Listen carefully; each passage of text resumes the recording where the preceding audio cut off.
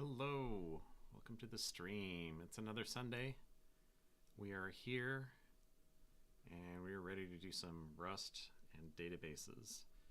This is the last stream of 2024, last Sunday of 2024. So I thought we don't have a huge task for today. At least I hope it's not huge. So what I'd like to do is take care of that. Take care of that task, and then we can talk about what to do next. And a number of weeks ago, I floated some ideas. I'd really like to get more engagement in the channel, more people showing up. I know Sunday is kind of a weird day to do this, but it's the day that I can do it, unfortunately. So I'd like to have some content that really gets people interested and having a vibrant discussion. I feel like I have learned a ton porting this database engine to Rust, but this is session 22. Like, we really spent more than 40 hours on this. It's like a whole work week. So I would like to put it to bed for a bit. And we can start to do some other things. So I don't have it pulled up what I had written previously, or any polls that I did or anything.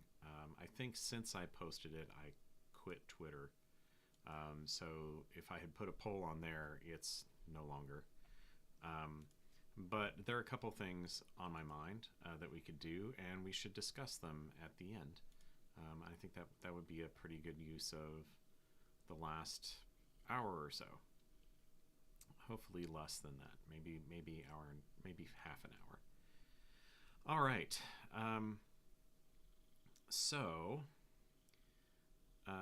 Yeah, I don't see the poll in Mastodon anywhere.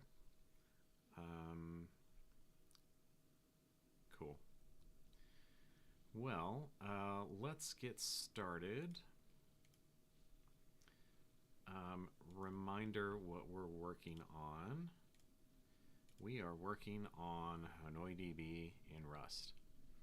And we did last time range scans, which was really interesting problem to solve. We did it from a very high level though. So I want to review what we did last time. It was mostly in this scan.rs. We had to do some nonsense with defining a trait alias, which I didn't really like. But I think plain aliases as trait bounds are not in stable Rust yet. So we ended up made this trait, and then I don't know why this is here. Let's move it up here. Basically, we implement this trait for anything that has the subtraits. So, it's kind of dumb, but it works in those places where we don't want to. What am I trying to say? Where we don't want to have to specify all these bounds every time. We can add and remove from them as long as they're here, and then all the places that say, hey, well, it's, this thing implements this trait, then we don't have to change all those individual places. That was partly to get around the fact that this trait is not object safe. It's not Dyn compatible, is what they're calling it nowadays. So you can't put it in a box with Dyn whatever. That kind of limited some things that we could do. Also, there are issues where we have to destructure the bounds that I'm not real happy about. But we could see about factoring that out today, because what we're going to do, we're doing this from the perspective of, we've got an iterator over B-tree map in memory. And then we've got an iterator over each level. And if we jump down to where level scanner is defined, it has a collection of iterators over tree entries. So what we had to do last time to implement range scans, was we had to basically consume every iterator such that it started at the lower bound. And then when it got to the end of the range, we had to make sure to stop when we exceeded the upper bound. So, you know, that is all wrapped up in here. Now, what we can do is push this downward. So rather than having, you know, this just be a tree entry iterator, we can create an iterator that is closer tied to the tree and pushes that range in there. So why would we care about that? We care about that because we already have some efficiencies we're not taking advantage of in the tree format. What are those advantages? Well, namely, I say tree, this is a B tree. So even though HanoiDB as a whole is an LSM tree, each individual file within each level is a B tree.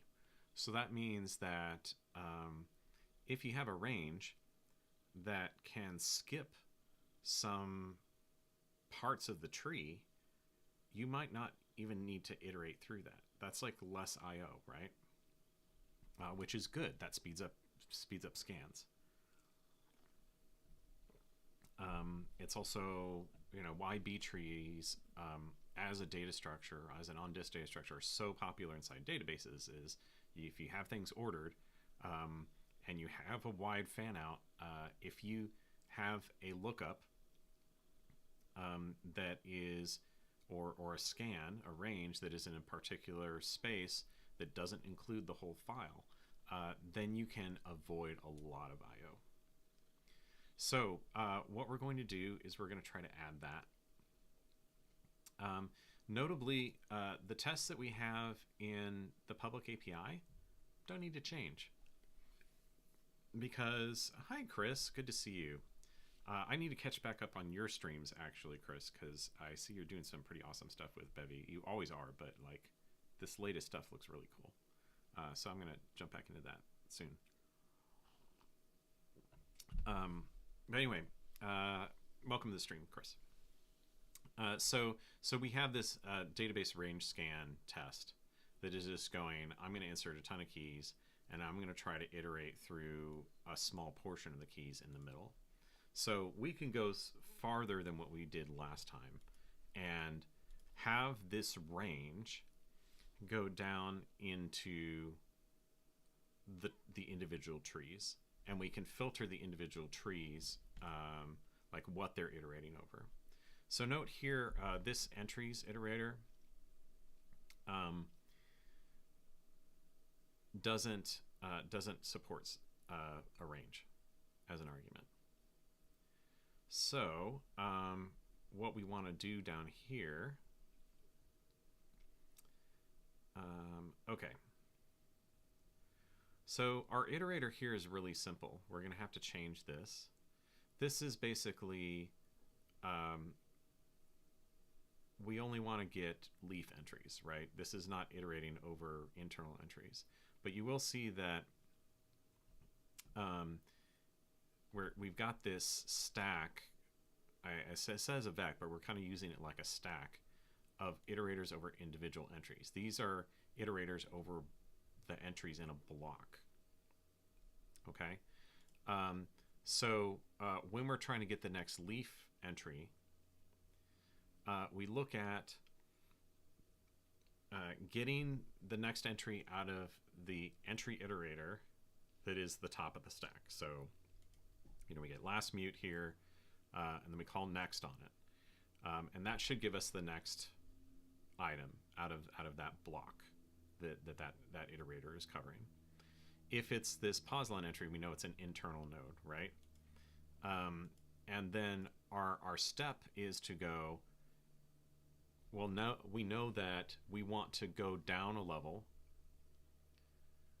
because we're at some internal node. We want to go down to try to get to a leaf node. And so we get an iterator from the block that this entry points at, right? And we do, you know, we do dot entries or whatever. And so this may actually go deeper than I thought at first. This could be interesting. But anyway, once we get this iterator over that block that this points to, we push it onto the top. So if we come, and then, you know, there's no leaf entry to be emitted here from this iterator. So we have to continue the loop. If we get here and we find, yeah, we're still at an internal node, so we've got like 2 or more levels deep in this B tree, then we go and we dig down deeper into its next entry. And finally, at some point when we get a leaf node, when it's not one of this pause line entries, looking at this, I could probably simplify this a little bit. I did the at here when I didn't need to.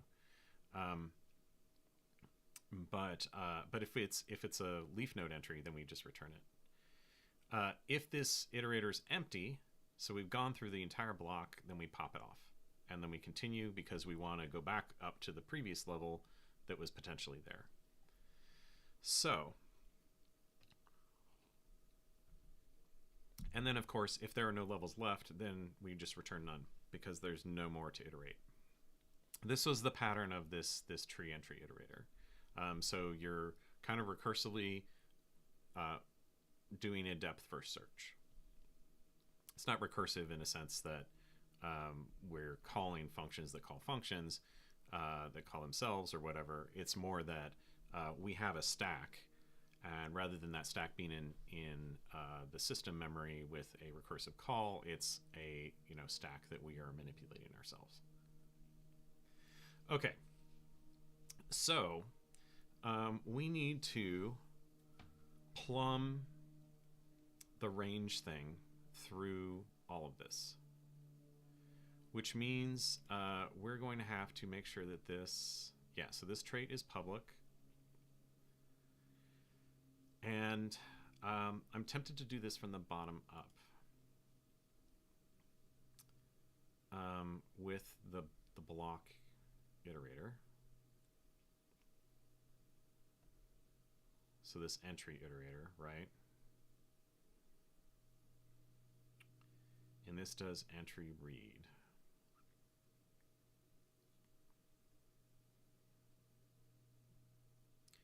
Which is over here. So I don't think that we should muck with this. I think the goal of this is read one entry. We can determine later whether the key fits within the range that we're trying to scan. So I don't think that we need to mess with that. But we do need to mess with this. So let's start by, let's turn this into a named struct, and let's rename that, let's call it reader. Okay. And then we're going to need, where are we constructing that? Do we have a new for it? No, we were just straight up constructing it. I suppose that's okay in this case. I don't feel like we need a new function to construct this iterator. We're in the same file. Okay. Now the problem becomes we need this to be generic. And here comes that fun. So I'm going to do that, and then we will we'll make all of this. And before I go on, let me change this to replace qualified path with use, and then we can just do scan range here. Okay, so now for the first version, we can just do dot dot. We don't care. And then we need to look at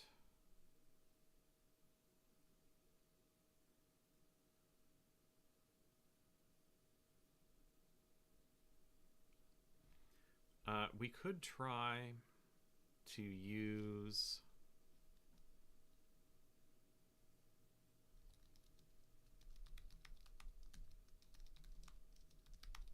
like that. Yeah, okay, then we can hide the generic at that level. And range dot dot. Okay, so that's a little bit cheeky, but I think that that's fine. We don't need to expose what the actual concrete type is there, and I think that we had that from a previous time when we had some of the versions had references and some of them didn't. And what's going? Okay, this is the problem. So we kind of need to look into plumbing that through. So the compiler is telling me you did it wrong, Sean. What else is new? Okay, so I can't make this like basically dynamic. So what we're going to do is we're going to say this is generic over scan range, and then we're going to say this is entry iterator R.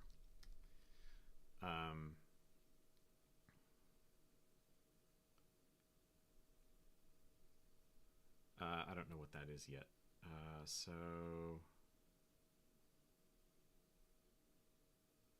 Oh, it's just complaining that this is generic,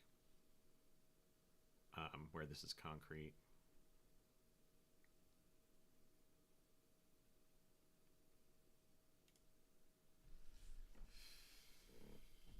Well, let's make it take that range. And then we'll just do that, and we'll do that. Okay, now we've got to go up a level, because, and we haven't even implemented the like limiting down here, but I want to make all the types correct first, and then we'll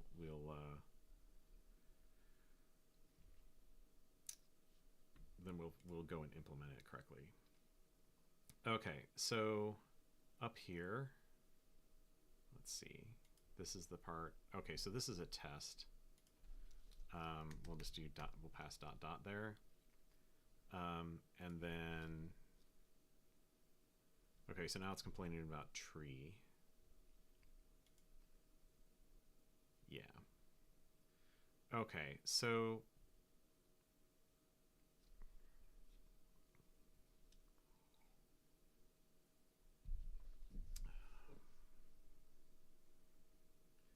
this is interesting in that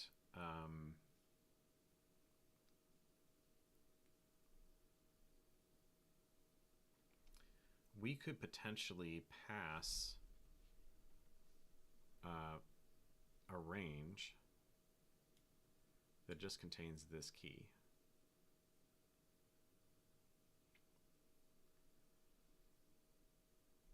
That is super interesting.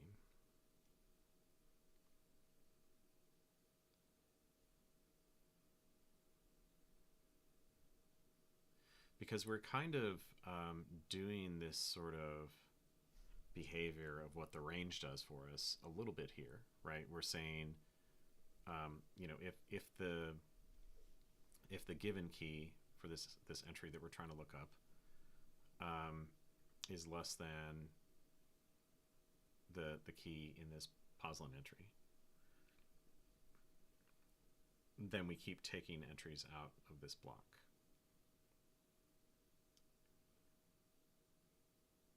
Now, what we could do, this may actually work better, so we have to change fewer things. Rather than making this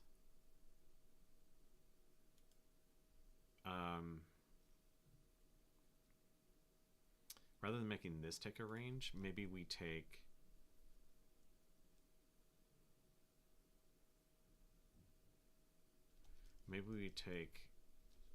I call this entries in range, and then up here we do pubfun entries, which takes self and then returns result entry iterator range full.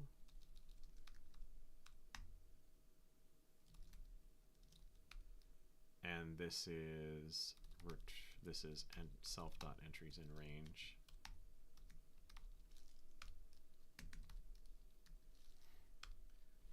And that's not right. Standard ops. Okay. So we've still got warnings, but what we should be able to do in the other places is just put that back. Okay. So that helped us avoid doing too much in that change. We will want to go back and revisit those places because maybe there's an opportunity to push that, the lookup logic, which is just find the smallest key that's, or find its way, find the key within the tree, right? Maybe we could use the range on that. I'm not sure yet. Anyway, the other option is we could push the get a single entry down into the block rather than having it be at the level of where the tree cares. Okay, so we need to fix this. This requires some generics. So let's jump over there, see it in context. Okay, so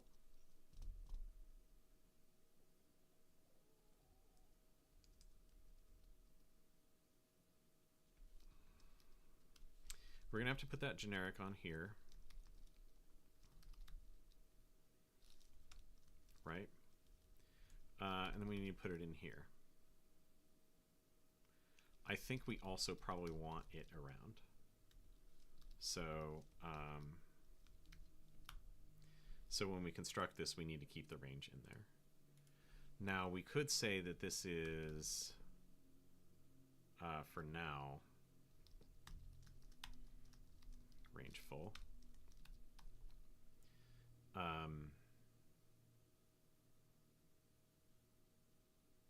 Oh, helps if I put the correct braces in there.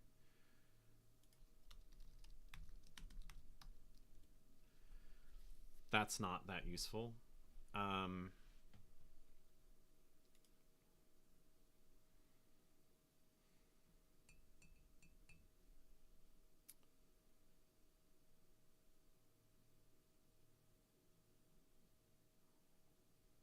Okay, let's start to put the stuff in here.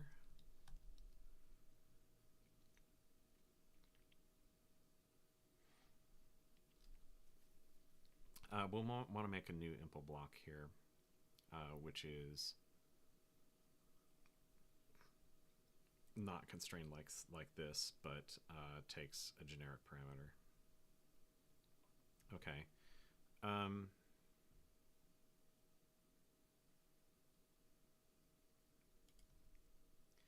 All right, what's wrong here?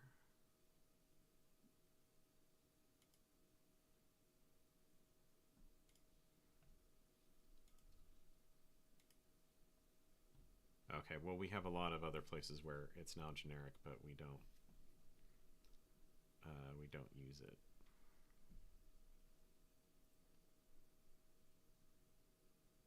Oh, okay, so this is more about, this particular place is more about, oh, well, you have only one type inhabiting that generic.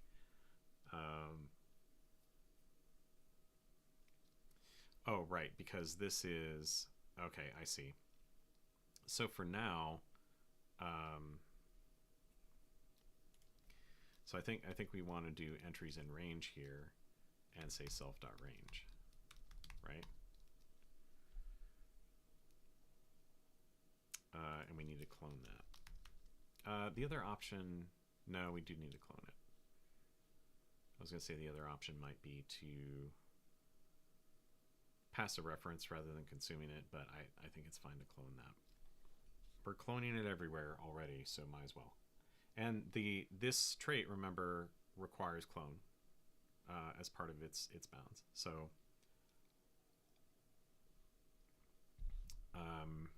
okay, so now those types line up. That's fine. Okay, so now we have all these problems of everybody's referring to this tree entry iterator, but they aren't saying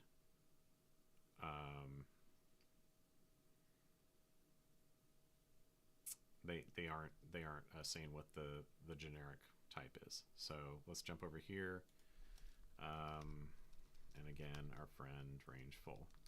I don't want to do this completely everywhere.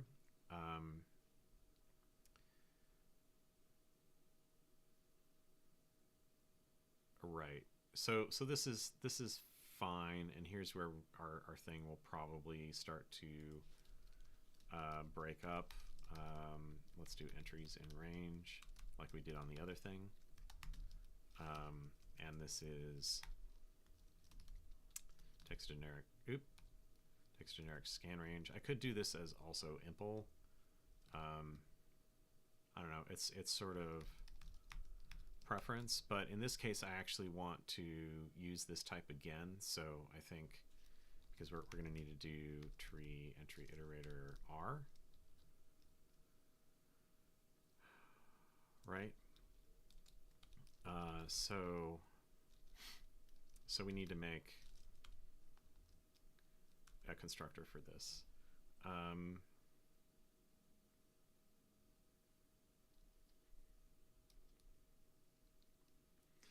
All right.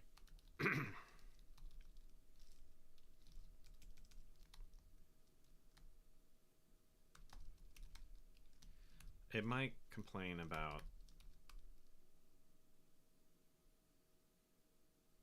it might complain about overlap here, so we might want to do something where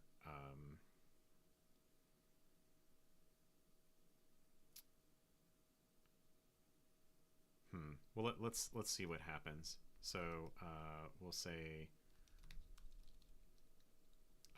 we'll call it with range. That's pretty typical. So this is a tree and a range is R, and that returns result self. And we need to do some of the same things we did up here, but we'll do root iter is tree.root block question mark dot entries in range, and we're going to need to clone that.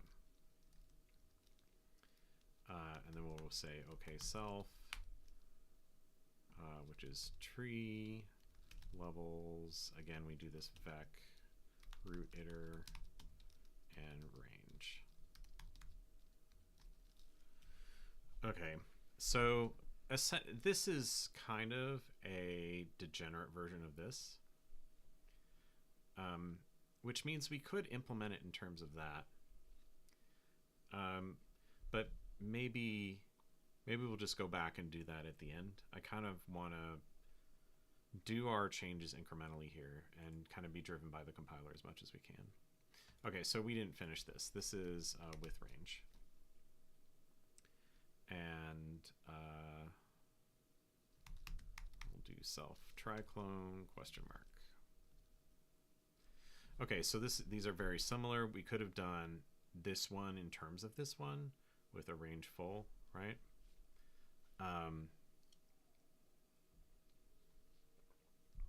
Personal preference. Or maybe we find that when we get to having implemented this top to bottom, that we don't need this one anymore. We can just delete it. That's also possible.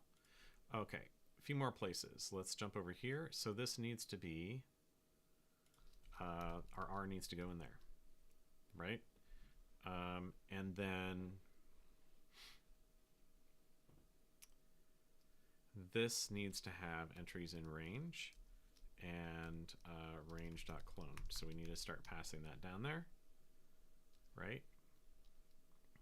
Interestingly, we might be able to do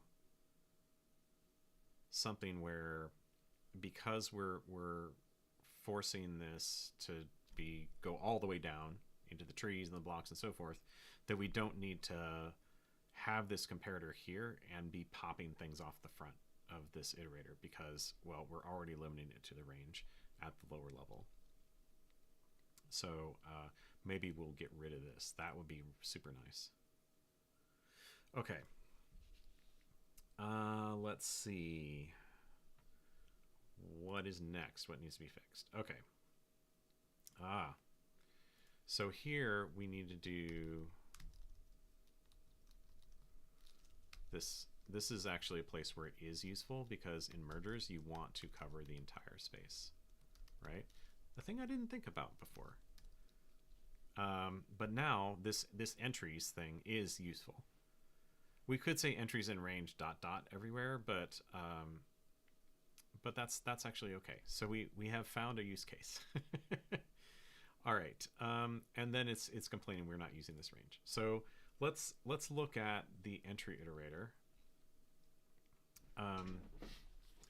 and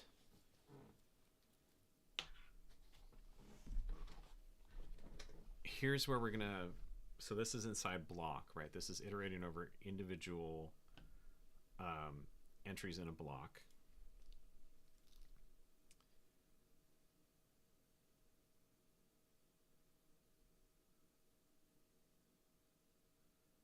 So basically here we're going to look at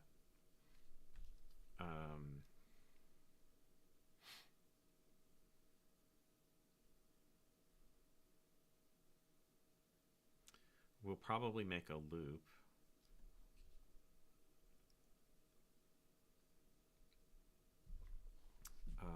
Again, like we did in the upper levels of this algorithm. Again, the warning here is about this range. It's not about anything else. It's like, hey, you put this in here, but you're not using it, which is a decent thing to look at. Okay. So let's do,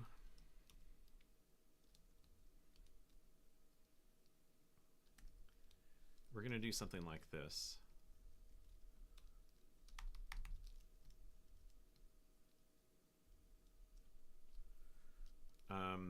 But we might also want to do something on initialization. But I think probably what we can do is just do it on first access.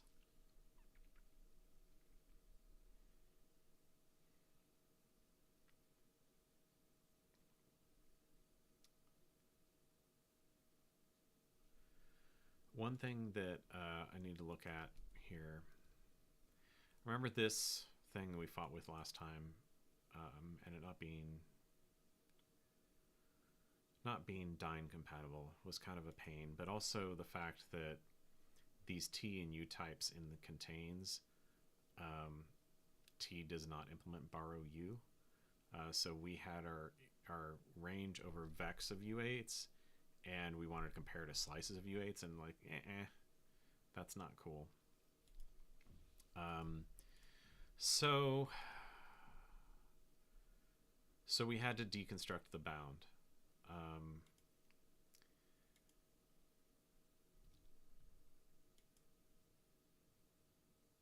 Which I think we did some of this stuff in scan, like this thing. And I wonder if we should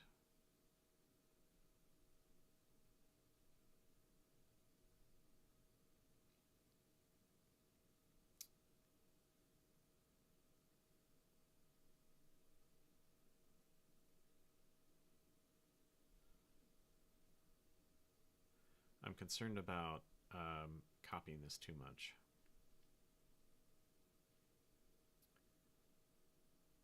But let's give it a go. Okay, so we need this, and I need to import that. It's going to be like, hey, you don't know what that is. Yeah, let's just do that. And let's import that. Okay.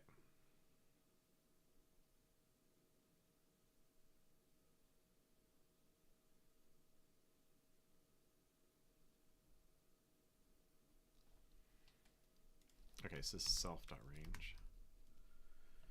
Okay, so now the comparator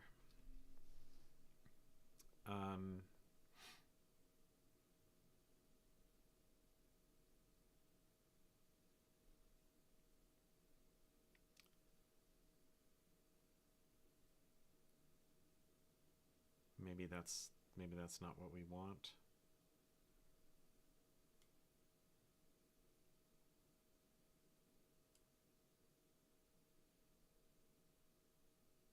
I think we just want it to be this because we always want to.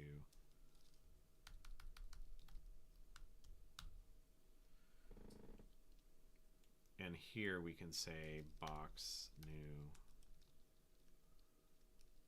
We don't need to move in this case. We're not going to use that true, right? So if it's unbounded, let's see here. Okay, so this is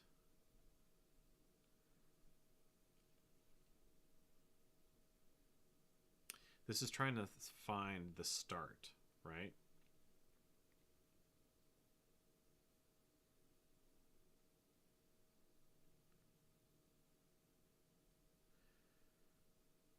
Okay, if it's an inclusive bound, then we want to skip. So this is telling us when to skip.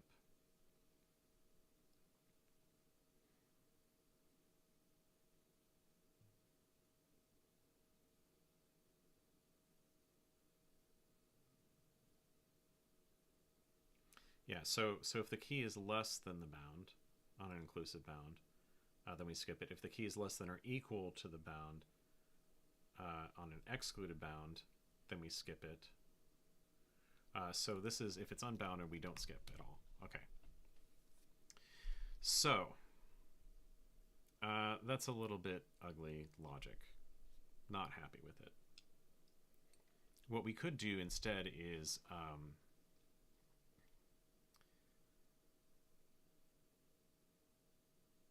move this to a function. I like that idea. I think it was not a function here because we didn't have anything constructed, or rather is not a method.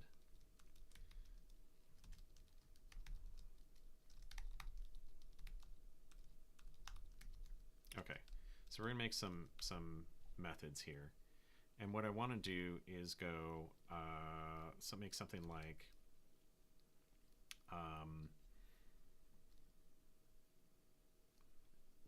excuse me, is key before range. Okay, and this will take self, and key is a slice of U8. And this will return bool. This is like way better than having an anonymous function here. Okay, so then we can go match self.range start bound. And I don't know if we need to do cloned or not. Okay, so then let's make all the arms. If it's included bound, then we're going to say, so is key before range. So this would be key is less than bound. That's simpler. No, cloning needed. Key less than or equal to bound. And then otherwise it's false, right? So so then we can go here and we can say if self self.isKey before range, entry.key. Then we do continue. Right? Okay. If there's an entry,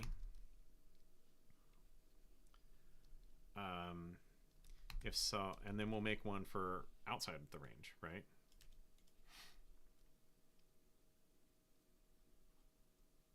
The other thing that we could do here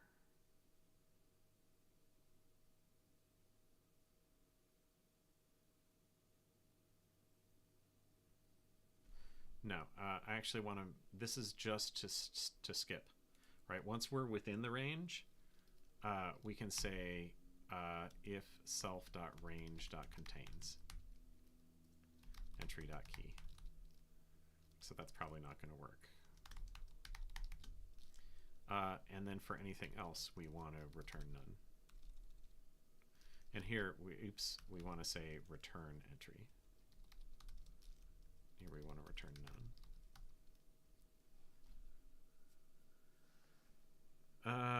Right, and this is the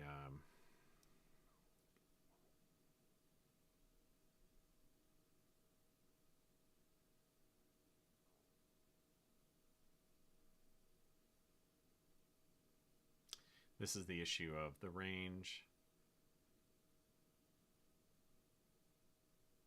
type has evacuate, and this has, so I'm gonna, this is dumb to allocate that just to throw it away.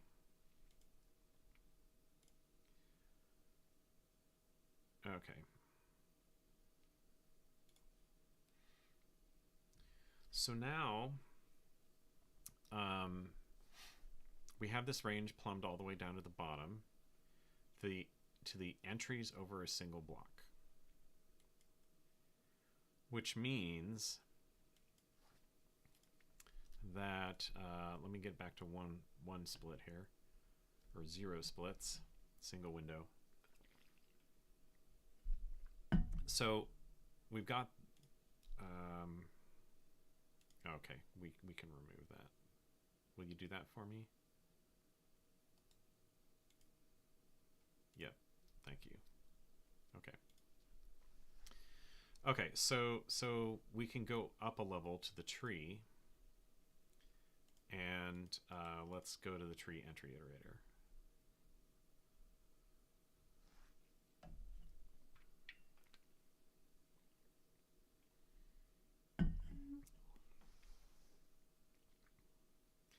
Okay, so now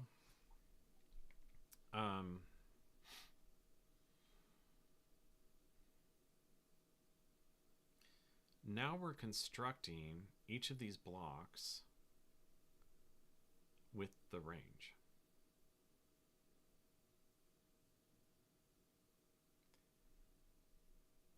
So if there's no, let's think about just like the root block. Let's assume it's an inner node. It's not a leaf node. Then that would mean that if there's nothing in that range, because of the way that we implemented this, if it tries to read an entry and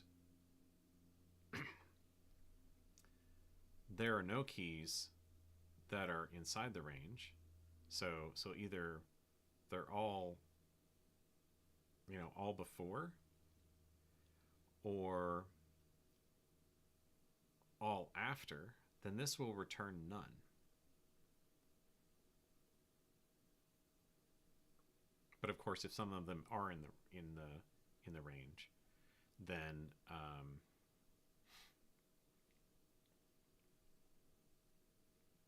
then it won't. Then it will return some, right? So this is looping to find any keys that fit within the range, and if it finds none, it's going to return none. So if either it's beyond the end of it, or if there's nothing in there, then it's going to return none. I still feel like this isn't as efficient as it could be, and it took me back to a thing that my colleague Greg Bird had talked about when we were going back and forth early on in this series, and he said maybe we shouldn't have this B tree thing. Maybe we should use like skipless or surfs. What is that? I forget what that stands for, but and I can understand why scalable range filters, right?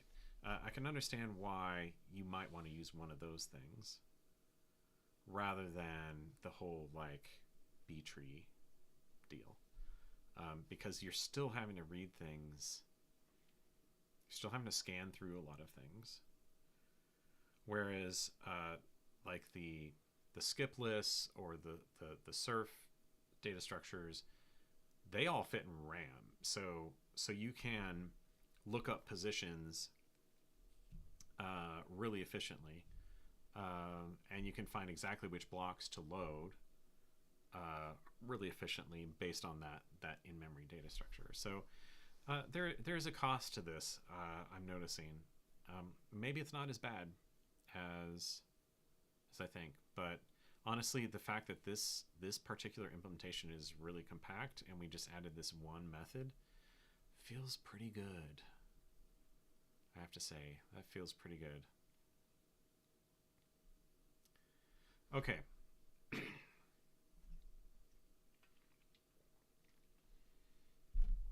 So let's go back up. So we were in block. Let's look at tree. And I wonder if we even have to do anything here, because we do entries in range, passing in the range for each block, and every time, right, every time we find an internal node. So this is assuming this root block and any other internal blocks are always, we're always getting these range iterators, which the compiler seems to think we are. Then we're never going to see anything that falls outside of the range at this level. If we get to here and it's not an internal entry, then that block iterator was constructed here or here potentially. And so we can be sure that it's not emitting anything that is outside the range. That's pretty cool. Okay, then we can go up another. So this is individual files. We can go up to, we don't care about level. It doesn't have any direct iterators in it. But we do care about it over here. So now we can actually get rid of this. We don't need to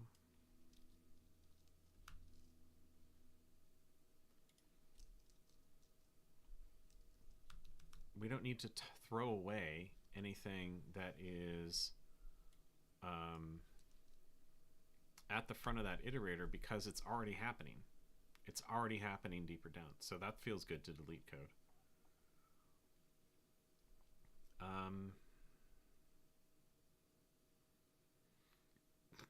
Excuse me. Looking at this makes me wonder if we can do something like map with collect with the result. There's a lot of question marks in this loop. Okay. So see, we had something similar up higher. So let's look at this. And this got pretty complicated last time. Now we do have to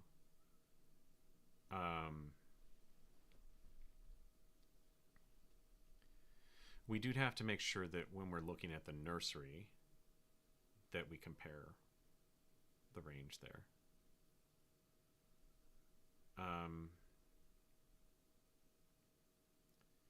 The thing is now, though, we don't have to have this check, because our range is enforced at the block level and inductively at the tree level, because of the block level. And so we don't need to check whether the smallest key from any of these exceeds the bound. It will never exceed the bound. Yay, deleted code. Okay, so Chris says, that's an interesting comparison to benchmark, etc. too, but probably not worth the effort to do another example. Yes, I agree. All these things have trade-offs, and given that this is not a production-ready implementation, I'm not going to fret about it too much. So we probably don't need to be concerned with it. Okay, so we need to look at this to make sure. Right, so this is just getting rid of the same things that have the same key. Just advancing those iterators, that's fine. Are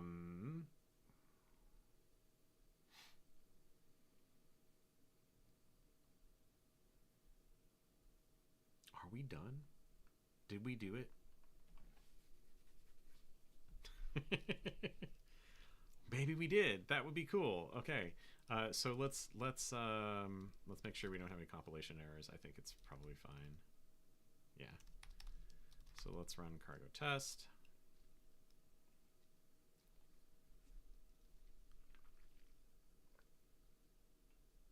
We probably want to add some tests for the fact that we have plumbed the range into these lower levels, like entry iterator, that sort of thing. Okay, well, our test failed, so we have things to fix.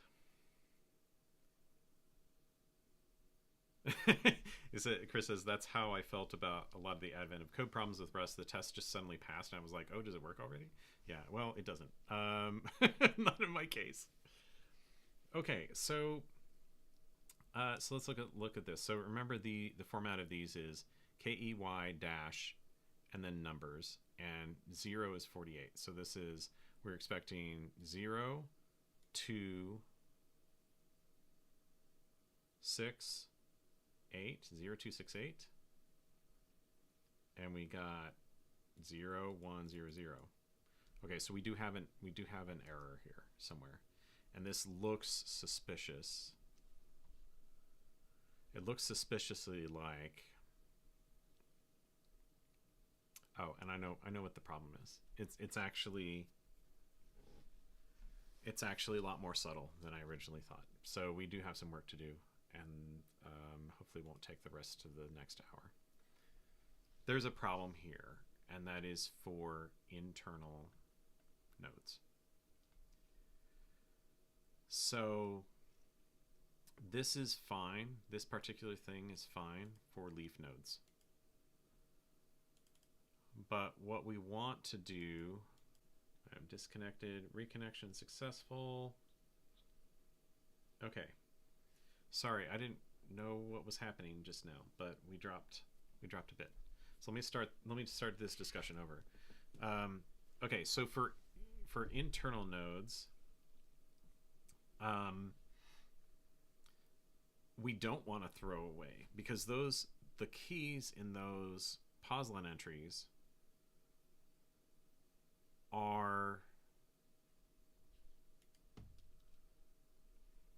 they're the beginning of a block. They don't contain the range of the block, right? They just contain the first key in the block. So for those, yeah, we're gonna have to use a special case on that, I think. So let's go up to, we can leave this probably.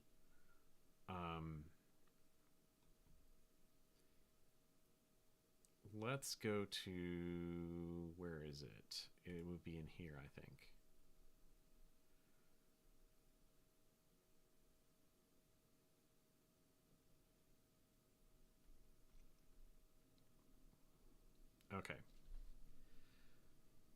So we need to do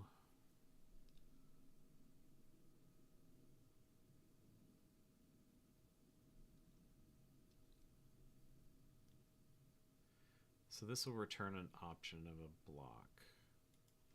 Right. Let's do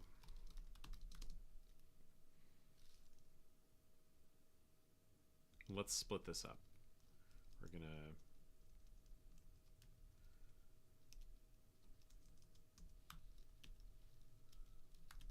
okay. So we're splitting this up. I think that what we need to do is go, unfortunately, or we need to have a different sort of iterator for. I'd still like to pass the range in, right? But we need to have a different sort of iterator for internal nodes.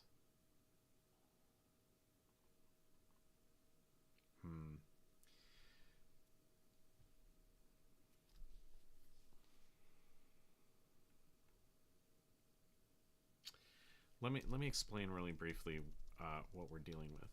Let's say you have a tree with multiple levels, and you have a root node, and it has key 100, 400, and 800. Okay, so that's pointing to some blocks, and maybe this, this first block has 100 to 399, and this level, and this has 400 to 799, or maybe there's a break. 400 to, let's say 400 to 500, and this one is at 800 to 1100. Okay, so they're not evenly sized. Maybe the values are different sizes, whatever. The problem here is that if I come in and I say my range is 200 to 500, and then I'm iterating through the entries in this block, I'm going to throw this one away. So I'm never going to encounter keys 200 to 399. I'm going to get 400 to 500 because this is the first entry in that, inside that range. So I either need to, these are all poslen entries, and maybe these are key val or deleted. I either need to change the way this range is treated if it's this kind of entry, or, and I think this is the most expedient way, is note that this is level 0, this is level 1. So if the level of this block is greater than 0, then we do a full iterator. Otherwise, we do the range iterator. And I think that's what I'm going to do. So we're going to say if block dot level greater than 0,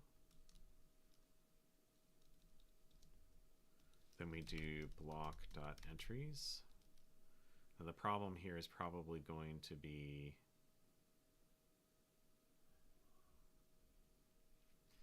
that this type and that type are not the same.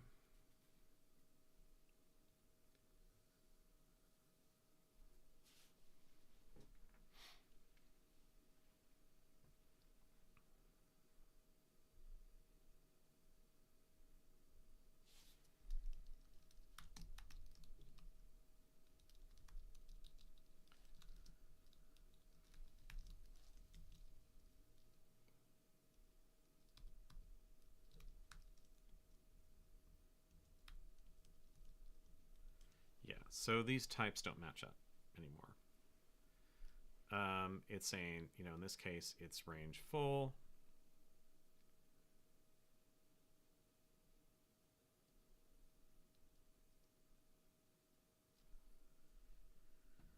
And in this case, it returns R.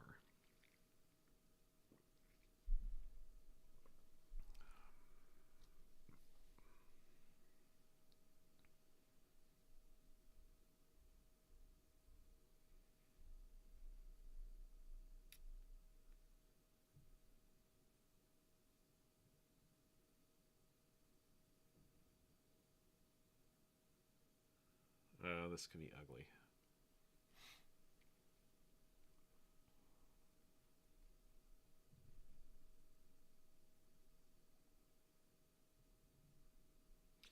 The thing is, we do want the leaf nodes. Let me see if there's a method on here. Is or block dot is, no, we don't have. We haven't made a convenience method for that.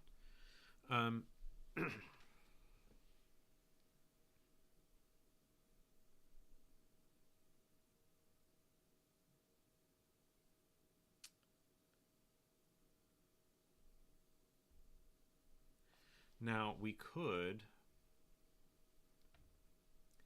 rather than have this be a vec of entry iterators with R, we could box them and say this is box dyn iterator item equals entry.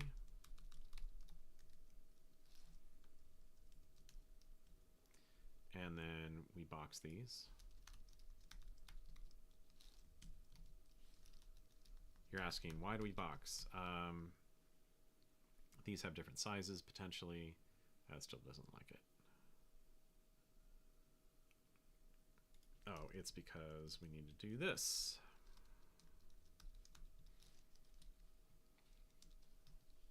This is not a great reason to box, in my opinion. I should be able to find a way to unify those types, but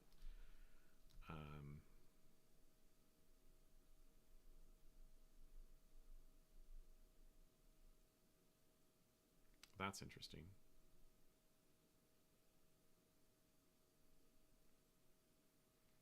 The parameter type R may not live long enough so that the type R will meet its required lifetime bounds.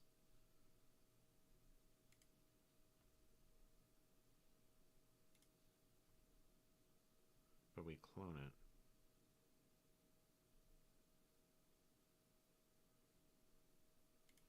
Should I do this? That's not going to affect that. I think the issue is we're moving this thing onto the heap, and what if this thing gets dropped and I don't.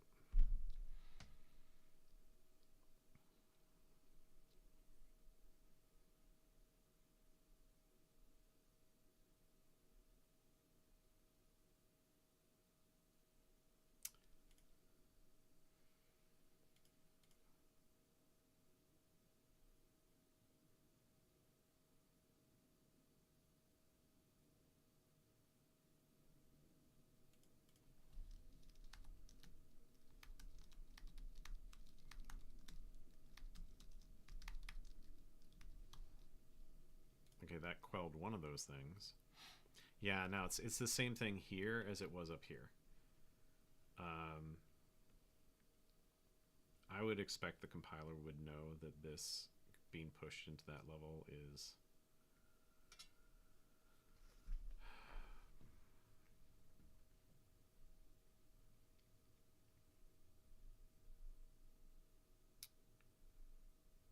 the challenge here is that these, like we were trying to do with generics, because range bounds is not dyne safe. If range bounds were dyne safe, a lot of these problems would go away.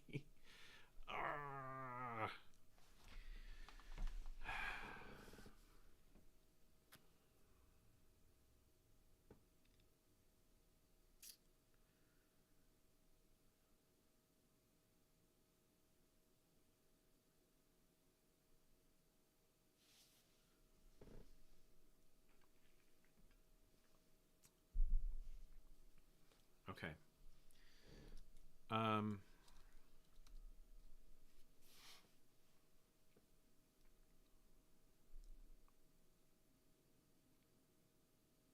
Now the other possibility is that we could change this so that here in the tree entry iterator, you know, maybe this has levels. We rename it to like inner nodes. And then we have an option of a leaf node, and that uses this. That's a possibility. That will make this algorithm a lot more complicated, which is okay.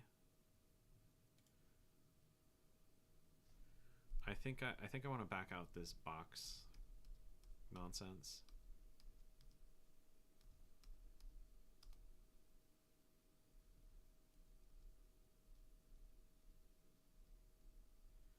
And let's try that way.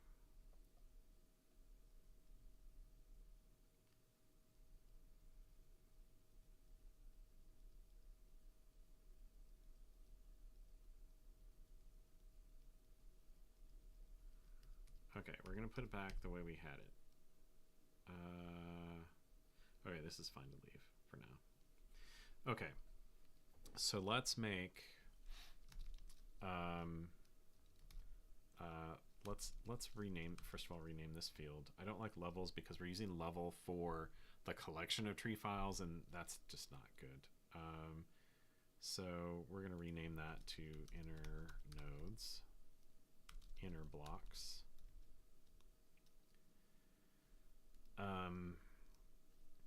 Okay, and then we're going to have leaf block is going to be an option of an entry iterator R, and this is going to be this comes down to for the we need rangeful for that, right? Okay, so we'll have to change the algorithm down below.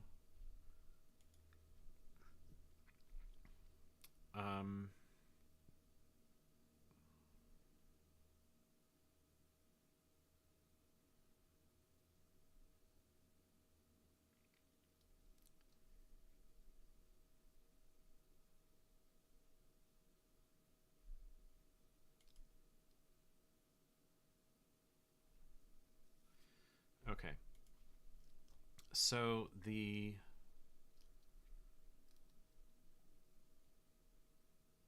problem here is if the root is a leaf node on this one. Now granted, the range is always the same. We say leaf block.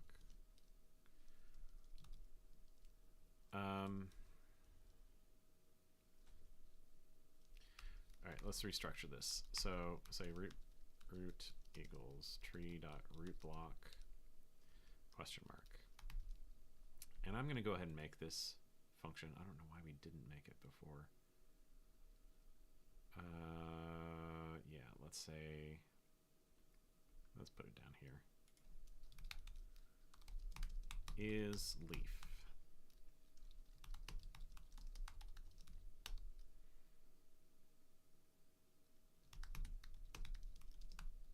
Right? And then we can also have is inner, which is not self.isLeaf.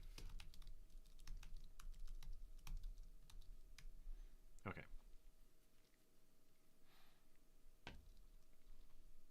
Then we can make use of these over here and not have to go like, what's the level of this thing? Okay, so if root is leaf, then we want to say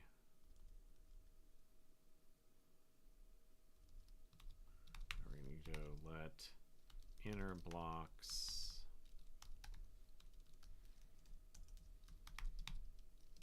let's new vec.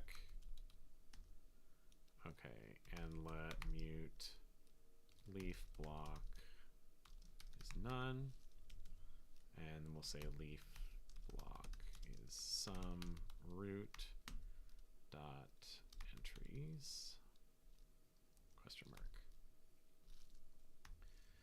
Else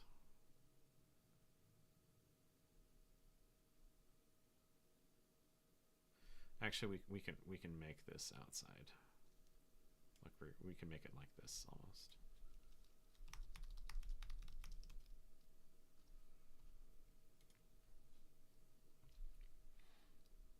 Yeah, let's put it inside, because I think that we're going to want to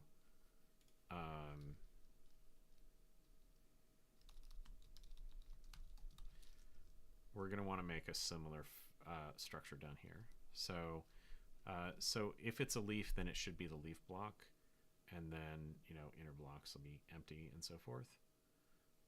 So I'm just going to get rid of this and just go like so. And otherwise, inner blocks dot push root dot entries. Okay, so what are we doing here? We're factoring out the population of these two things. And then we're determining if the root is a leaf, then we want it to be populated in this leaf block field, which we'll treat specially inside the iterator. Excuse me. If it's not, then it'll be pushed to an inner block, and then we'll treat it like all the inner nodes. And I was kind of hoping that we could. I mean, the more complicated way we could go about this is having the iterator like peek on what the next thing is, which we're using peekable all over the place, but it would see if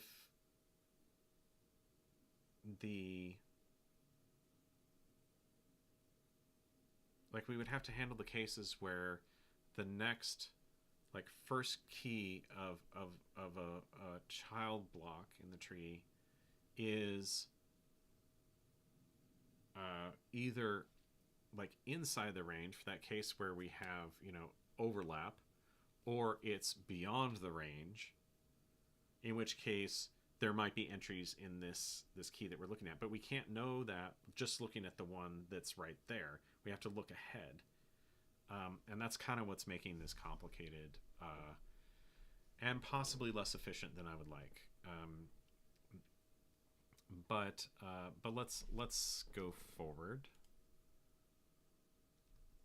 What's wrong? Okay, so we need to do something similar down here, and we're going to go, rather than this, we will get rid of that leaf block. Okay, so this will be entries in range, right? So in this case, we need to clone it. This case we want to filter because they're all leaf entries. Okay, so now we've got the structure set up. Let's go fix our iterator. So we need to look at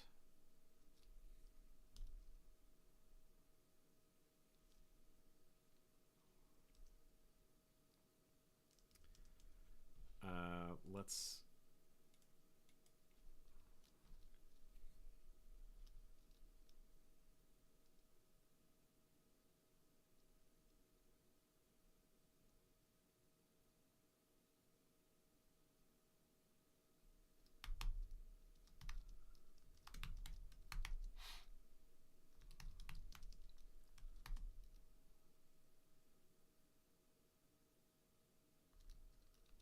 so if there's a leaf block,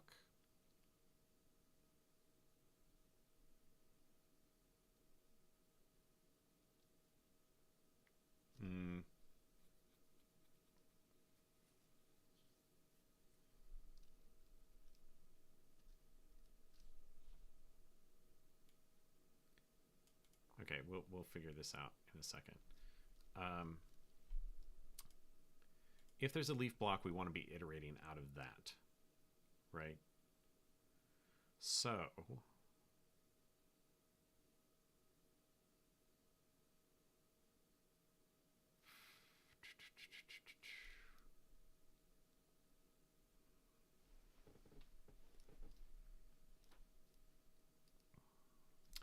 this is a entry iterator.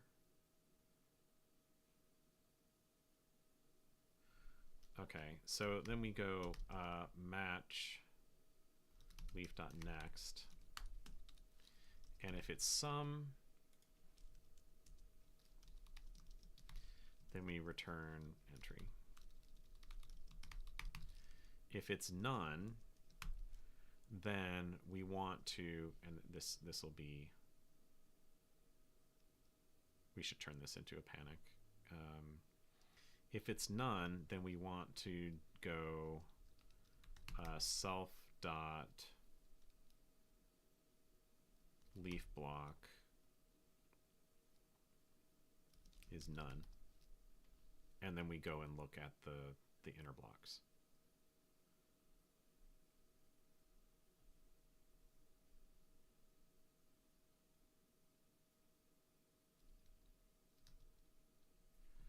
Okay, so now we are going to have to consider the range here, but we'll have to do it.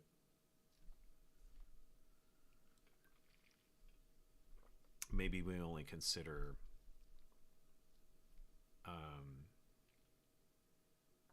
the upper bound of it.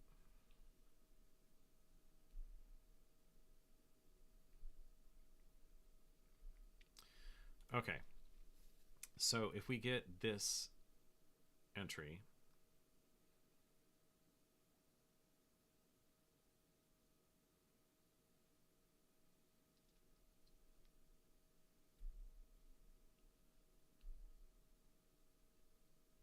I'm going to go ahead and change this, and we may restore it later to pull some things out, but we have those little helper functions on entry. Okay, so we want to get the block. If block is leaf, then we want to go self.leaf block is block.entries in range, self range clone. Okay.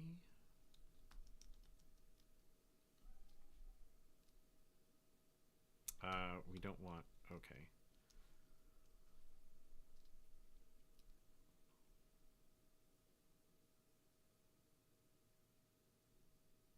Actually, I want to restructure that. I kind of don't like that. I want this because I don't want to swallow it. Because that returns a result, right? So I want it to be sum of that. What did I do wrong there? How many parens? How many parens do you need, Sean? Okay.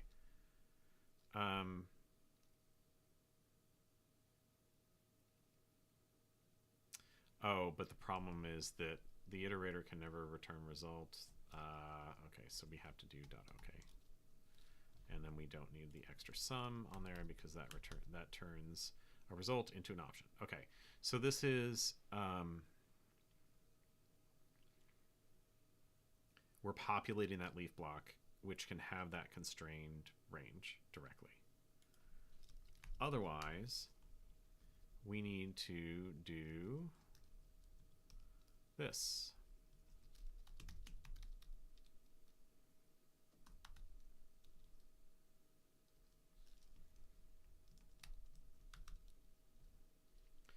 Okay. So let's there is a challenge here. Okay, so if we do last mute and this is empty, that question mark makes it return none. That's fine. Let's mute, do that. Here. We do borrow mute.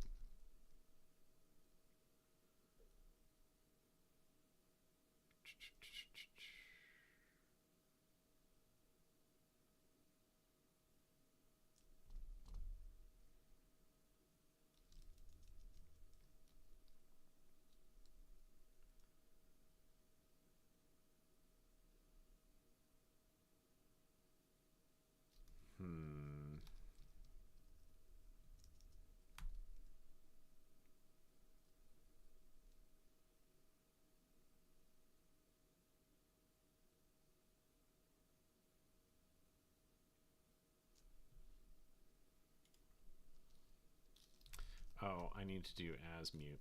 That's what I need to do. And then I can remove that. Sorry, I was trying to figure out, like, why can I not tag that with mute? Well, you need to borrow, like, so this would be like as ref, which would take the reference to the option to turn an option to reference, and I need to do as mute, which turn it a mutable option into an option of a mutable. Anyway, okay. Transforming references. Yeah, that's exactly what I needed. Okay. Okay, so let's think through this so far. Here, I need to say unreachable.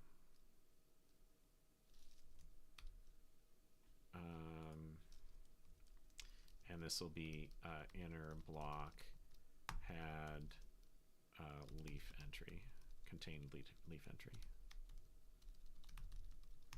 entry. And we'll do entry.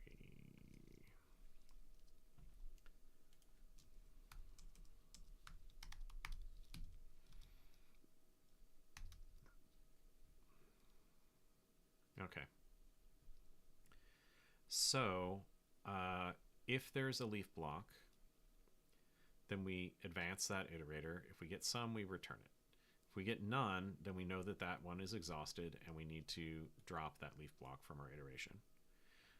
If it is either dropped from that iteration or it doesn't exist, then we're working on the inner levels. Okay, so examine the iterator for a leaf block first. Okay. We are on an inner node, inner block.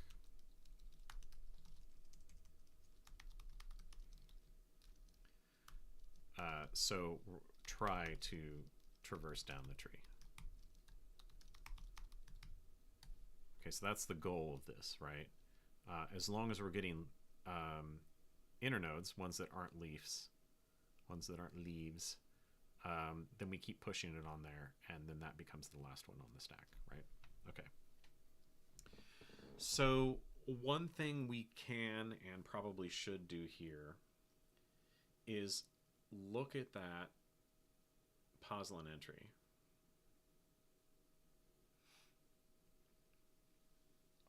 And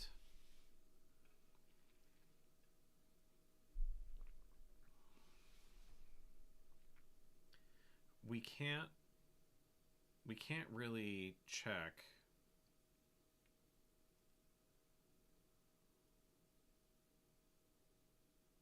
we can check if we've gone past, right? Because we don't want to, we can immediately stop if we've gone past. The problem of knowing whether to go downward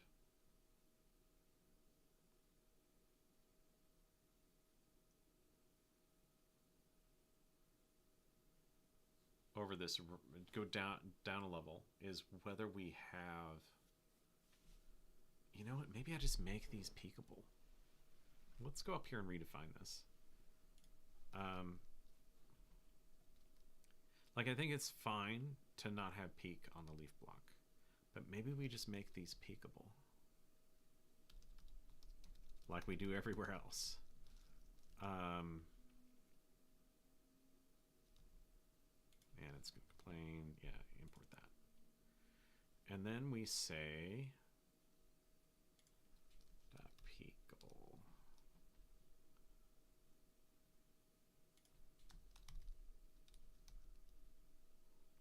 Okay.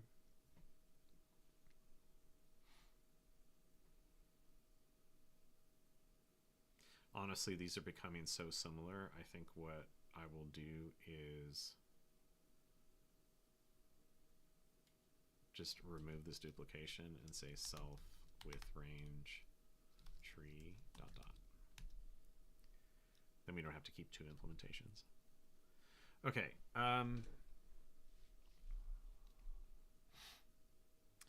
Then we can go. Okay, and this needs to be okay. See entries. Dot okay question mark dot peekable. Okay. Then we can possibly here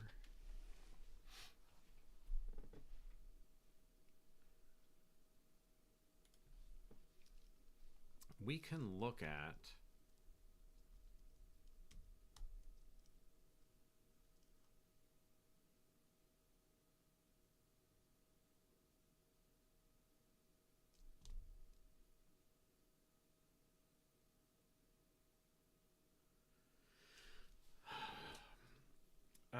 can look at whether the next entry, which is going to be a poslin entry, as long as we're at this level, is it going to cause one of those overlapping range things?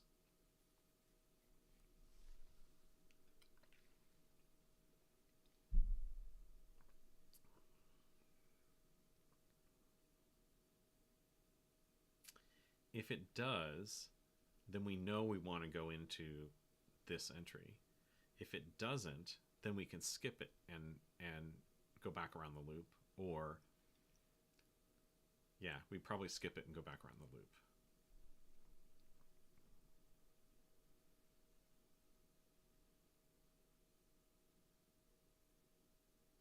Okay, so let me outline this, and then we'll implement, and then we'll probably try to wrap up and do our end of year discussion. Okay, so if so we want to peek at the next entry and determine whether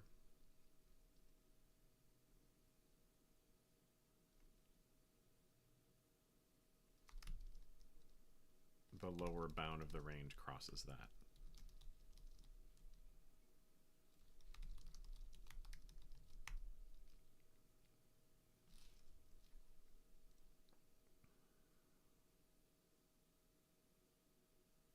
Again, here our goal in this optimization is to skip looking at things that we don't need to look at, right? So if we can skip a whole block and not seek the file to that and not read from it, we should. That is the whole point of pushing this range logic down.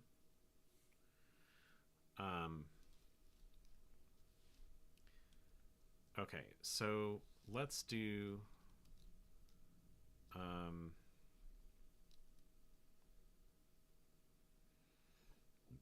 excuse me. Let's just make a method. I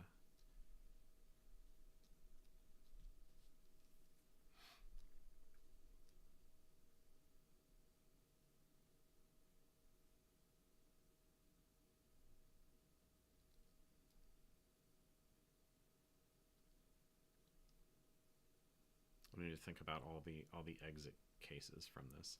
But what I want to do is do something like if self dot should recurse or should examine block,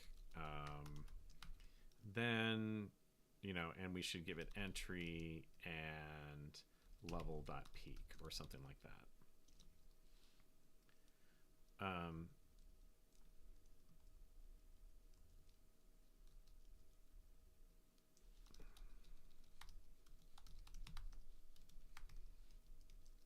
Okay, and then we do that. So I need to implement this.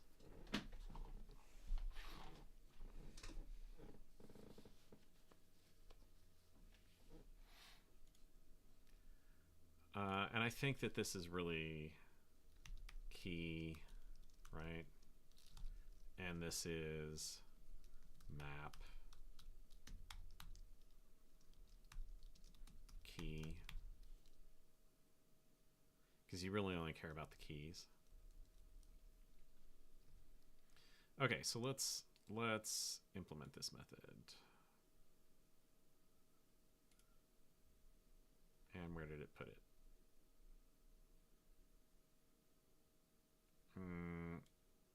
No, you should be down here. Okay.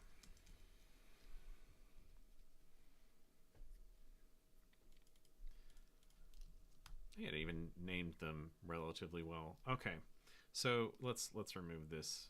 We don't care about that. This is within the generic block.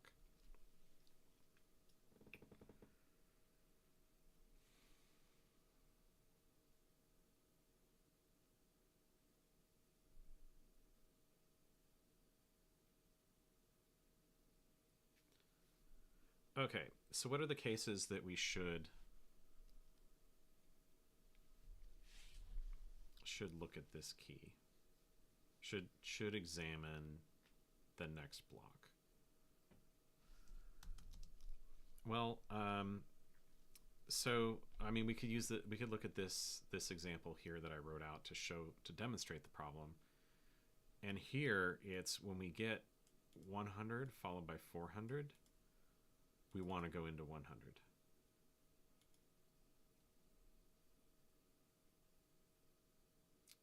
I think it really just comes down to is key 2. Okay, so is key 1 inside the range? Or is key 1 before the range and key 2 is either none? Okay, so let's say option A is key 1 is inside the range. That returns true. Option B is key 1 is before the range, but key 2 is, and key 2 is either none or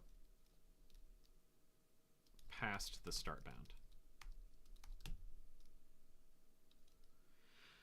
So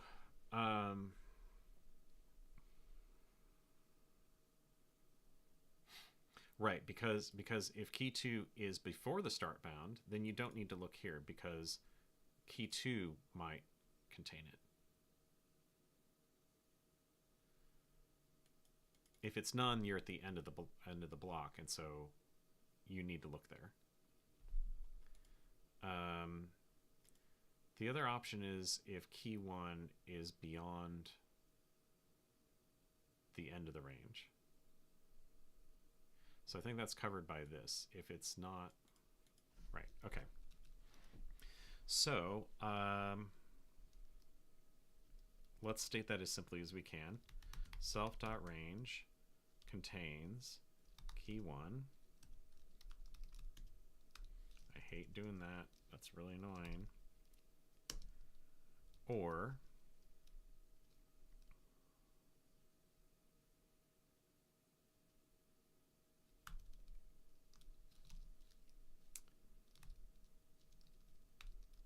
we need to express B.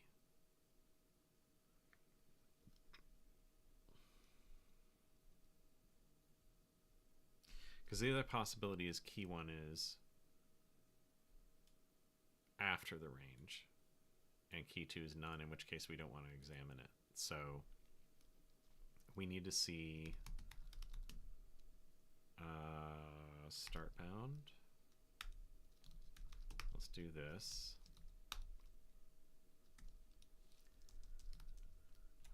Please import that.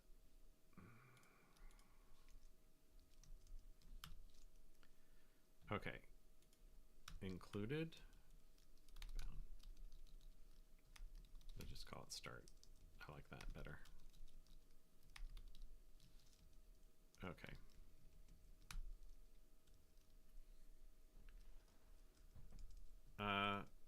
If it's unbounded, then yes, we always want to return true. However, that's not likely to happen because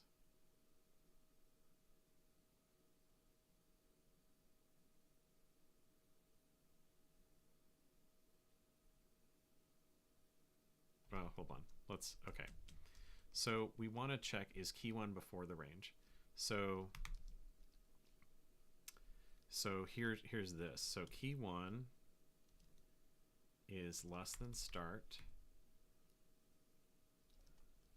and key 2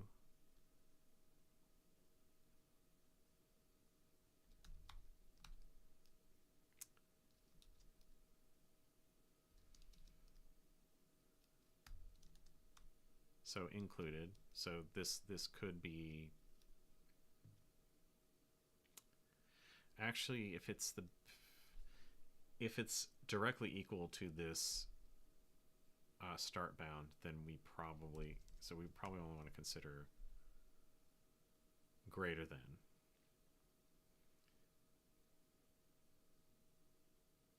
Because if it's exactly equal, then we don't need to consider the block pointed to by key 1. We can start at the block pointed to by key 2. Okay. Okay, so k is greater than start.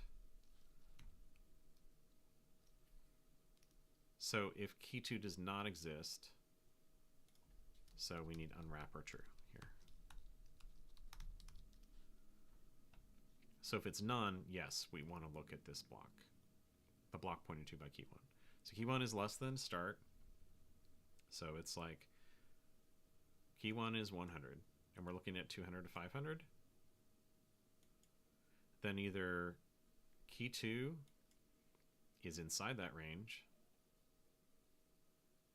which is this case, right? Or key 2 does not exist, so it would be like assuming it looks like that, in which case we need to look, because key 1 is the last key in this level, in this block. Okay. So then if it's excluded, we need to do something similar.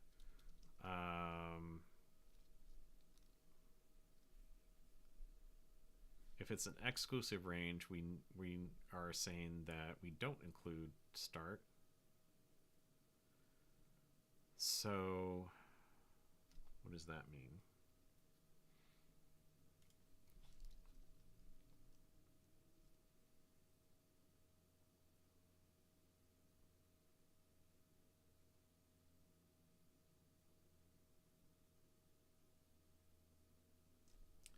What does that mean in terms of key 2?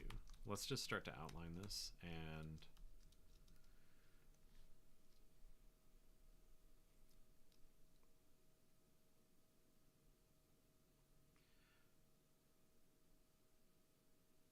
okay,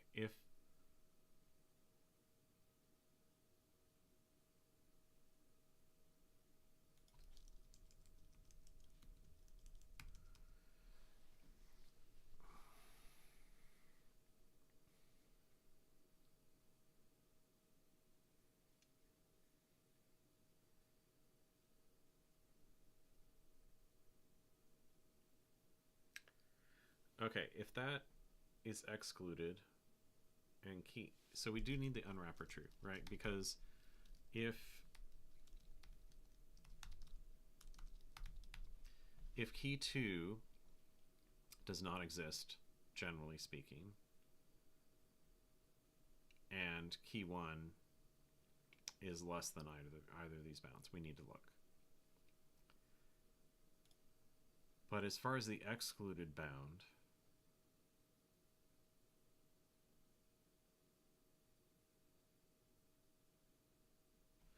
I think it's this. So it's reverse of what we would normally do.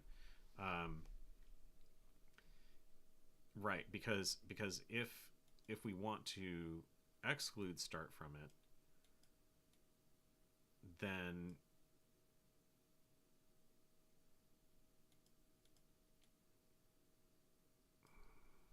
wait, that's not right.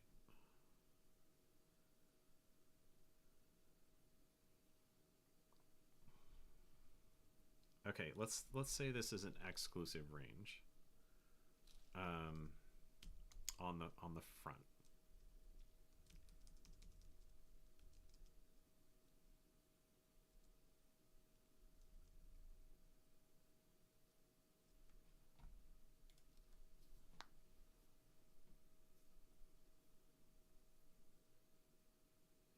if key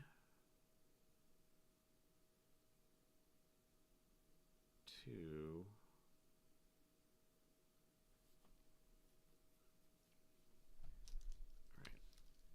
so if key 2 is greater than start,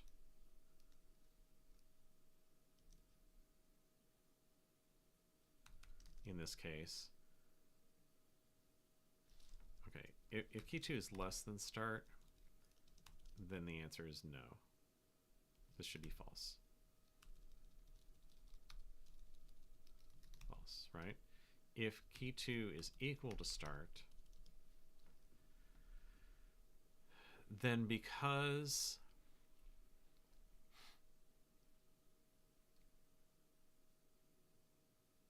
right, so if key 2 is less than start, then we don't need to consider the block pointed to by key 1 because there's no overlap, right? Okay. If key 2 equals start, then we also don't need to consider the block pointed to by key 1 because we won't reach the inside of this range until we're past key 2. And then if key 2 is greater than start, then we return true. So what I'm wondering is if I have something wrong here. So, okay, so this is also greater than. That doesn't feel right. So we probably have a problem up here.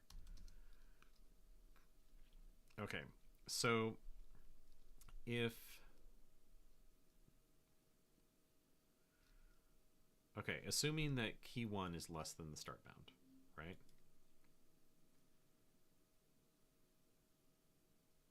Actually, that's the issue. It's the this comparison needs to change. Because if but in the included case, key would be key 1 would be inside the range.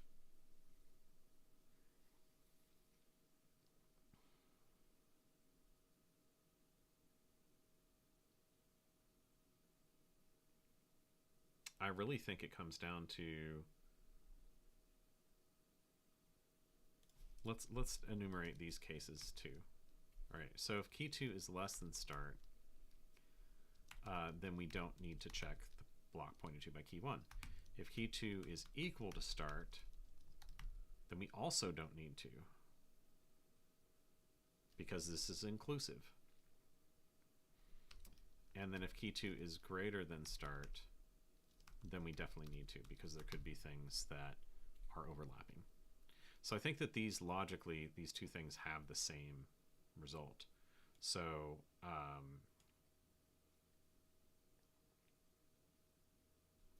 so I'm going to combine these clauses. I'm having a little trouble convincing myself that this is the case.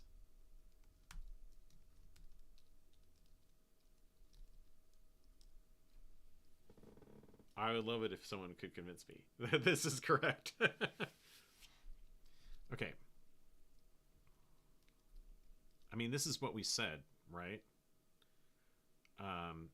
That there is overlap.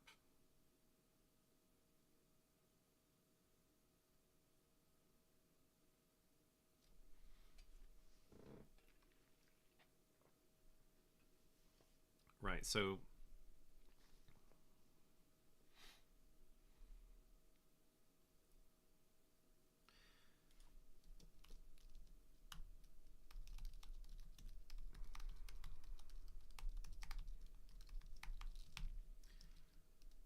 so if it's equal, then range starts in block 2.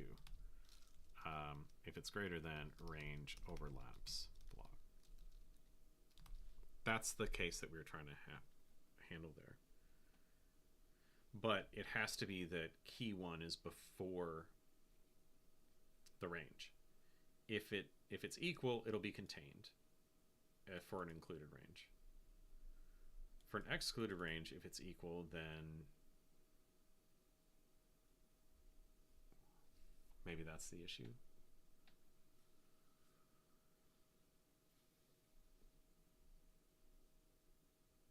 key 1 equals the start of the range.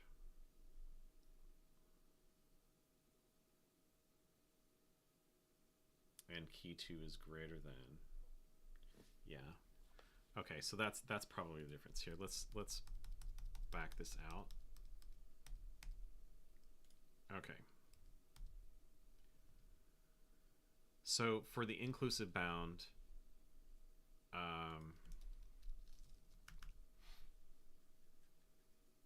key 1 has to be strictly less than. If it's less than or equal to for the excluded bound, and key 2 is greater than that, then it's going to overlap. Okay. Now,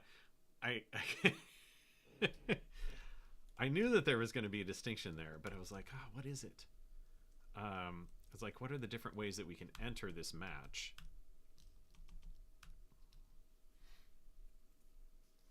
Okay. So either the range contains key 1, in which case we need to look in the block, or key 1 is less than start for an inclusive range, and key 2 is greater than. Or key 1 is less than or equal to an exclusive beginning, and key 2, either doesn't exist or is beyond the start. Okay, I've convinced myself this is correct now. So now let's go back down here. And this is, we should rename this. What's wrong here?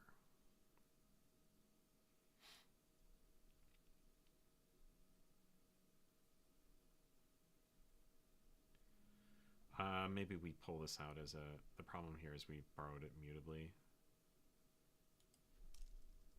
Let's see here.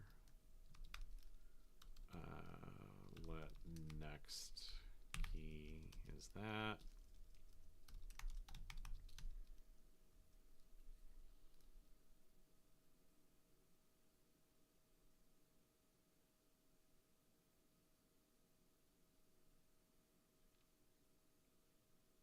Okay.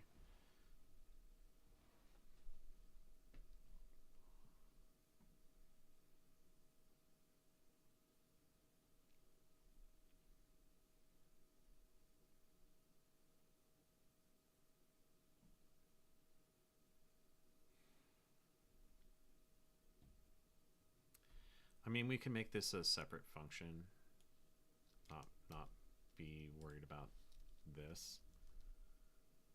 And we'll just do this will be our scan range, and this will be range R, and then we'll just change it to range contains. We're probably still going to have the issue of borrowing here, but let's say self.range. Yeah, that doesn't solve it.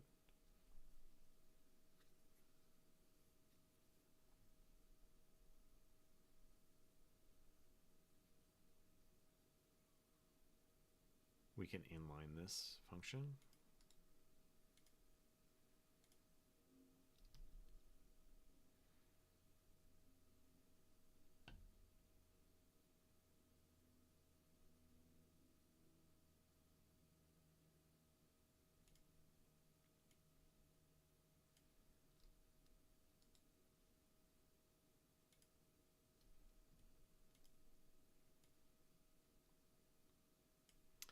That's not good.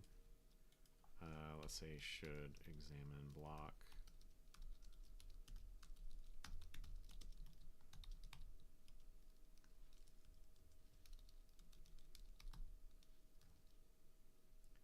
Yeah, the issue was here. We can get rid of this now.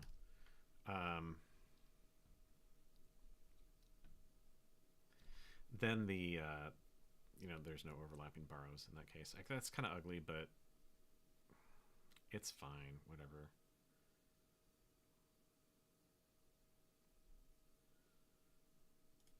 Okay.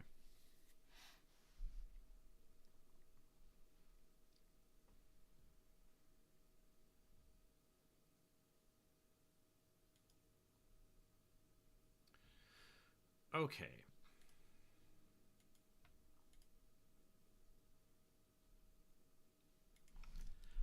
What were we trying to solve? We were trying to solve this. And so we skipped past 100. Right, that's what this key is. And we got back 200 something because the original version applied the range to the inner nodes as well as the leaf nodes. But that range really only applies to the leaf nodes. The inner nodes are pointers to the beginnings of ranges that might contain things. So that's why we had to go through all this mess to clean that up. Now, I am not convinced. I'm not 100% convinced that this is fixed. But let's try it. Yeah, is inner is not used. Fine. We'll go clean those up in a second. I'm more concerned with, did we break anything else? And does this actually work? Does our logic work on, should I go look at this block?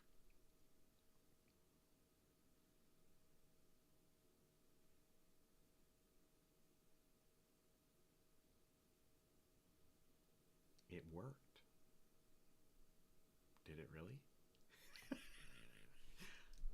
Let's read the test again. I think it should be fine. Anecdotally, I don't know that it was any faster, but that's not the point. It's more that we want our logic to be correct in this case.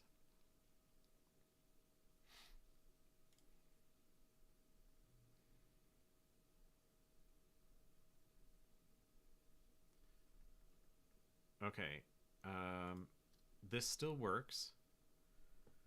So now that we have this correctly limiting for each individual file, I think we can pop up one more level and remove this check. Remember, we had this same check in the tree entry iterator, but we didn't need it because the lower levels were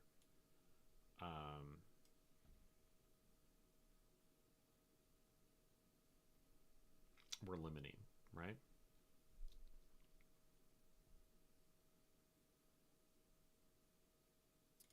Before we go on, I want to look at this one more time and consider the case where both key 1 and key 2 are beyond the range.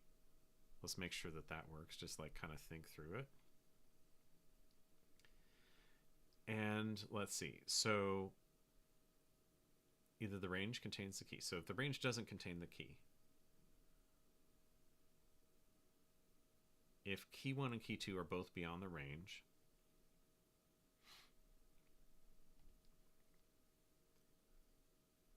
then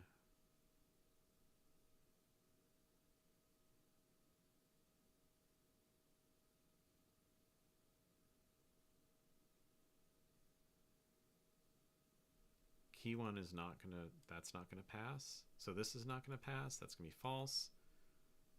And then that's gonna be false, and this is and, so we don't care what key 2 is, that's gonna be false. So this is, right. If it's unbounded, of course you look at it.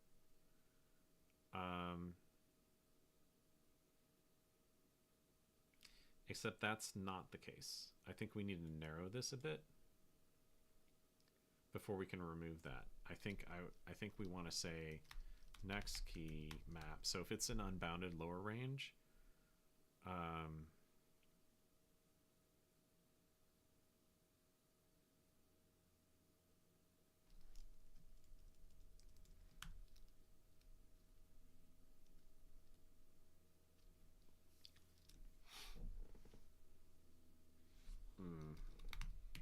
what about the upper range? Is what I'm thinking is the next thing that we have not considered.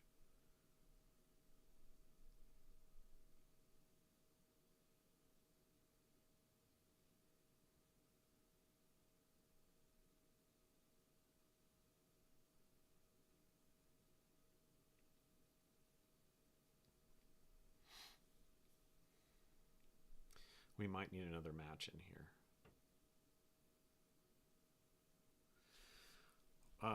Or yeah, because like what if we cross?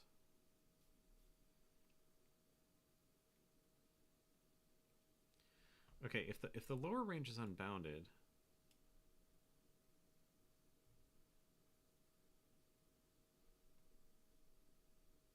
yeah. What if key one is greater than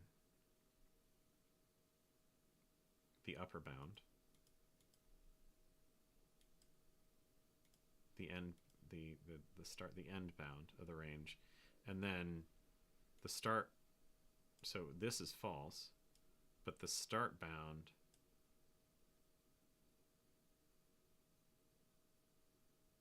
is unbounded. We're not considering the end bound there.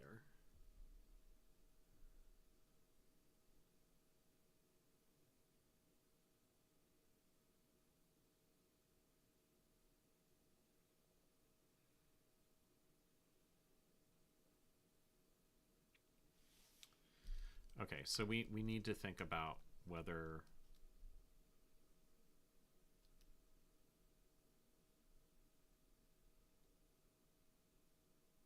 yes, this is where like there's no way we couldn't make this more complicated. We're trying to optimize, and I'm running out of time. Maybe what we'll do is we'll put a to do here. Say true, but I'm gonna put it honestly. Let's yeah.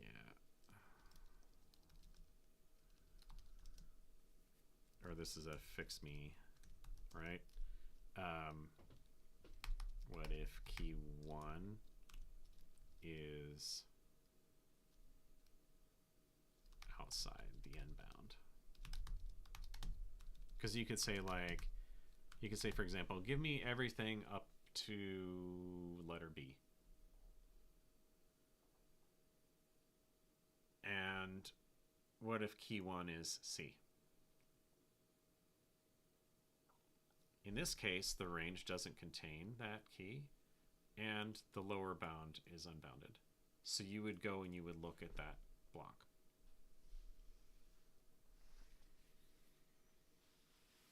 But you shouldn't.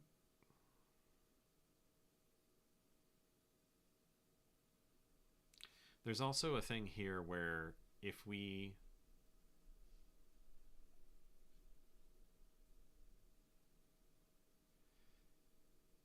this entry is beyond,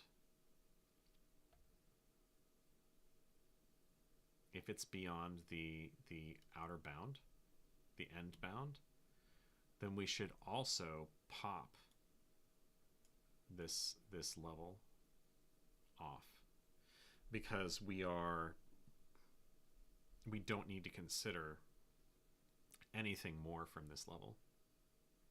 And in fact, we don't need to consider anything more from the upper levels. And so what you'll get is a cascading of pop, and then all of a sudden we have no iterators left when we've reached the end bound. So I think we need to handle that.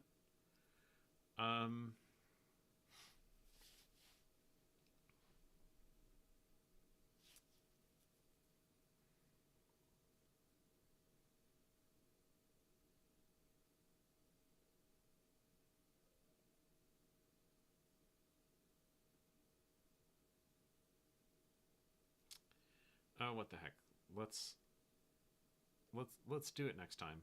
I might actually do a holiday stream. We'll see. New Year's Eve or New Year's Day, and we could finish this. So this turned out to be more complicated than I thought, as all of these problems are. I really appreciate you all coming, and we'll figure out what to do after this project is over. So I'm sorry we didn't get to talk about that too much. We got caught in the guts of making this work. So either way, good session. Thank you all.